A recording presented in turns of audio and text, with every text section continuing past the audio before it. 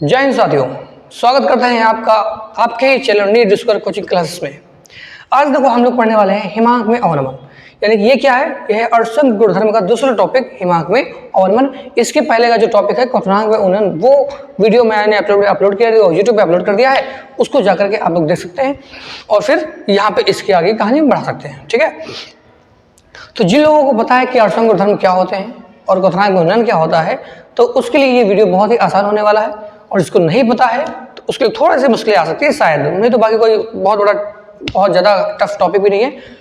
अगर ज़्यादा दिक्कत होती है तो फिर जो है आपको पहले वाले वीडियो देखनी चाहिए, और मैं जो पहले वाले जो वीडियो मैंने बनाए हैं उनके जो डिस्क्रिप्शन में मैं लिंक डाल दूंगा, आप लोग देख लेना। ठीक है, तो अगर इस चैनल पे आप लोग नए हैं तो फिर चैनल को क्या कर लेना है, सब्सक्राइब कर लेना है। बाकी फिर आप लोग जानते हैं क्या करना है, तो आइए हम लोग शुरू करते हैं बिना किसी ठीक है। तो अब देखो हिमांक में अवनमन, हिमांक में अवनमन का मतलब क्या होता है, पहले जानते हैं हिमांक क्या होता है।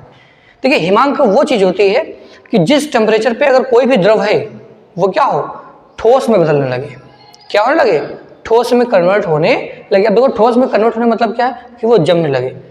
जैसे कोई द्रव होता है, क्या होता है, द्रव होता है, तो द्रव अलग अलग द्रव का जो है अलग अलग टेम्परेचर होता है कि वो कोई द्रव है तो इस टेम्परेचर में इतना इतना जब टेम्परेचर मिलेगा तो ये क्या हो जाएगा, जम जाएगा। जैसे कि हम पानी की बात करें, किसकी बात करते हैं, पानी की, तो हम लोगों को पता है कि जो पानी का टेम्परेचर होता है वो अगर 0 डिग्री सेल्सियस हम कर दें, कितना कर दें, 0 डिग्री सेल्सियस अगर हम कर देते हैं तो जो पानी वो क्या हो जाता है, जम जाता है। समझ रहे कि नहीं, तो वो पानी का हिमांक है। समझना नहीं है, वो क्या है, पानी का हिमांक यानी कि फ्रीजिंग पॉइंट। तो जिस ताप पर कोई भी द्रव जमने लग जाता है तो उसे बोलते हैं हिमांक। ठीक है, और हिमांक में अवनमन मतलब क्या होता है कि देखो समझाते हैं क्या होता है। हमारे पास देखिए क्या है, एक हमारे पास ये बर्तन है, ठीक, और इस बर्तन में रखा हुआ है, मान लो पानी रखा हुआ है। क्या रखा हुआ है, पानी रखा हुआ है। समझ रहे बात को।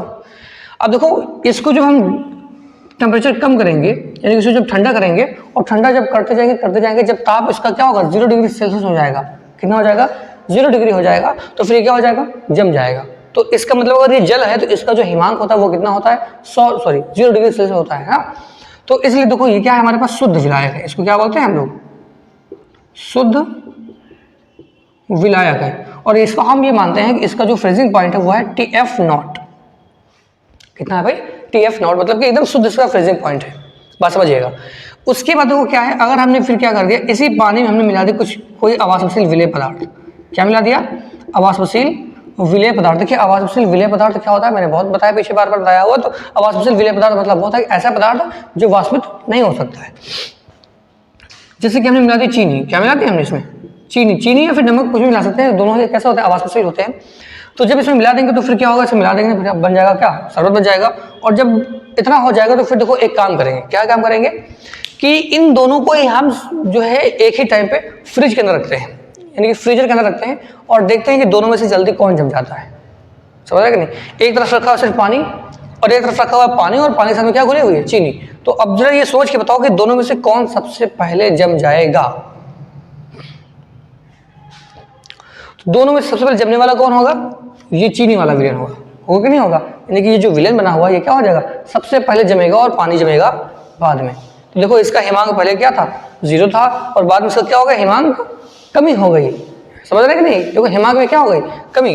तो इसको हम लिखेंगे TF, क्या लिखेंगे, ये है विलियन। बात समझ रहे हैं, ये है विलियन। इस हिमांक में हो गई है कमी, हो गई है। तो पहले हिमांक क्या था, कुछ और था, और बाद में जो हिमांक क्या वो कुछ बदल गया है कि नहीं। मतलब कि हिमांक में क्या हुआ है, परिवर्तन हुआ है, हुआ कि नहीं हुआ है। तो इस परिवर्तन को लिखते हैं डेल्टा TF। क्या लिखते हैं, डेल्टा TF। तो ये देखो डेल्टा TF बराबर क्या होगा, TF0 माइनस TF होता है। और जहां पर डेल्टा TF क्या है, हिमांक में होने वाला परिवर्तन, यानी कि हिमांक में क्या हो रही है, यहाँ पर कमी हो रही है। तो ये हिमांक में कमी है। ये क्या है, शुद्ध विलायक का हिमांक है, और ये किसका है, विलियन का हिमांक है। देखो यहाँ पे लिखा हुआ है, ठीक है। तो अब देखो हम लोग क्या पढ़ते हैं, हिमांक में अवनमन। क्या पढ़ेंगे, हिमांक में अवनमन। तो हिमांक में अवनमन की जो परिभाषा वो यही से बन के आती है कि जब किसी अवाष्पशील विलेय पदार्थ को वाष्पशील विलायक पदार्थ में मिलाया जाता है तो इसके हिमांक में क्या होती है, कमी हो जाती है। तो इस होने वाली कमी को ही कहते हैं हिमांक में अवनमन कहते हैं। तो इसको लिख लेते हैं यहाँ पे चुपचाप से।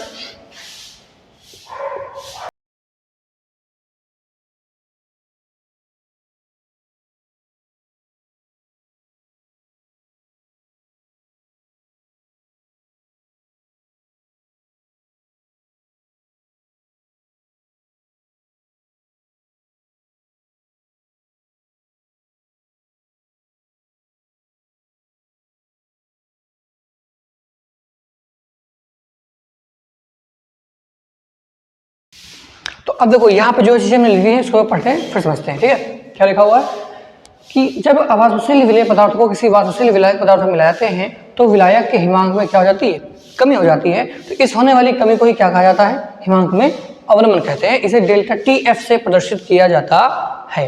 अब देखो यहाँ पे लिखा हुआ डेल्टा टी एफ बराबर T F not minus T F. देखो जो टी एफ नॉट है वो क्या है, टी एफ नॉट है विलायक का हिमांक। क्या है ये, विलायक का हिमांक। देखो यहाँ पे जैसे हमने यहाँ पे माना हुआ टी एफ नॉट का क्या है, विलायक का हिमांक है। और जो टी एफ नॉट है ये क्या, जो सिर्फ ये टी एफ ये क्या है, ये है विलयन का हिमांक। किसका है, विलयन का हिमांक। और देखो जो बचा कौन है, डेल्टा टी एफ वो क्या है, वो हिमांक में अवनमन है। अब देखो इसके आगे एक फॉर्मूला और बनता है, वो क्या होता है कि जो हिमांक में अवनमन है वो समानुपाती होता है मोललता के। किसके होता है, मोललता के समानुपाती होता है। मतलब कि जो टी एफ है यानी कि जो हिमांक में होने वाला अवनमन है वो किस पर निर्भर करता है, उसमें मिलाए गए अवाष्पशील विलेय पदार्थ की मात्रा पर। तो आप देखो जितना ज़्यादा आप इसमें मात्रा को मिलाएंगे, जितना ज़्यादा शक्कर को आप घोलेंगे पानी में, उसका हिमांक उतना ही ज़्यादा कम होता चला जाएगा। तो वही लिखा हुआ है कि डेल्टा टी एफ समानुपाती क्या होता है, मोललता क्या होता है। तो यहाँ से डेल्टा टी एफ बराबर निकालेंगे तो यहाँ पे आता है नियतांक, वो क्या होता है, के एफ होता है। और इंटू क्या लिखा हुआ है, मोललता। और यहाँ पे देखो जो के एफ वो क्या है, मोलल अवनमन स्थिरांक, इसे बोलते हैं मोलल अवनमन स्थिरांक। समझ रहे हैं मेरी बात को। तो ये देखिए ये हमारा जो हिमांक में अवनमन का टॉपिक है वो आपने पूरी तरह से कर लिया है। अब यहाँ से जो प्रश्न बनता है वो यही बनता है, हिमांक में अवनमन क्या होता है समझाइए, और या फिर से बनेगा एक सवाल।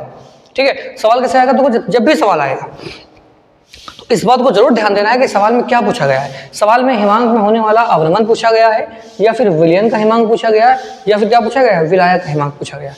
तो इस बात को जरूर याद रखिएगा, ध्यान दीजिएगा कि कभी कभी सवाल में ऐसे गलती हो जाती है। ठीक है, तो पहले इसका ले लो स्क्रीनशॉट, फिर हम आगे थोड़ी सी बातें करते हैं।